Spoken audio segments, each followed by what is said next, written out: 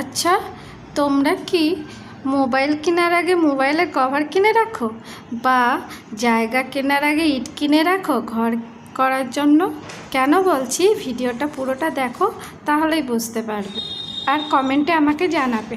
আসসালামু আলাইকুম, আমি টুম্পা আবার চলে এসেছি নতুন একটা ভিডিও নিয়ে। আশা করছি সবাই ভালো আছো। আর এখন ঘড়িতে বাজে 9টা।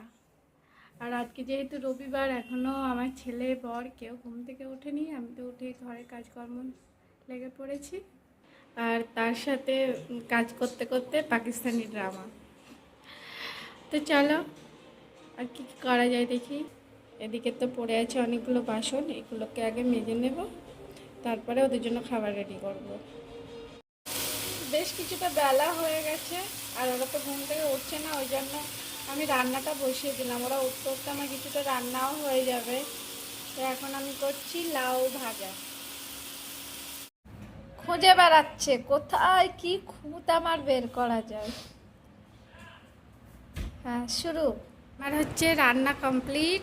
আজকে বানিয়েছি বেগুন ভাজা, মাছ ভাজা, লাউ ভাজা, ডিমের তরকারি, টমেটোর চাটনি, আর ভেন্ডির তরকারি বানিয়েছি, কিন্তু ওটা আনা হয়নি, আনবো।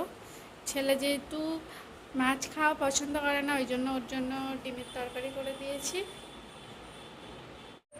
তো তারপরে তো আমাদের খাওয়া দাওয়া কমপ্লিট হয়ে গেছিলো। আর এখন বাজে 5:30। ছেলের এখন বায়না হয়েছে, ও ফ্রেঞ্চ ফ্রাই খাবে। তো আলুগুলো কেটে নিয়েছি।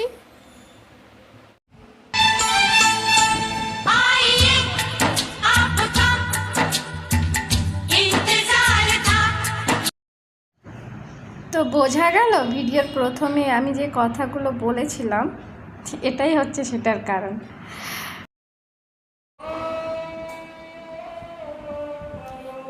এইটার আসবে সেই ইয়েতে আসায় ও আধা ঘন্টা আগে থেকে হচ্ছে আলু কেটে রেখে দিয়েছে।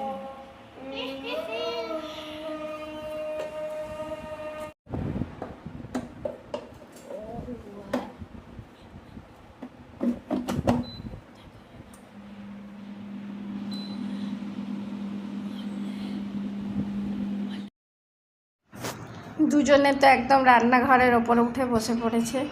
মানে এটা নিয়ে এবার কি করা যায় সেই নিয়ে এরা ব্যস্ত।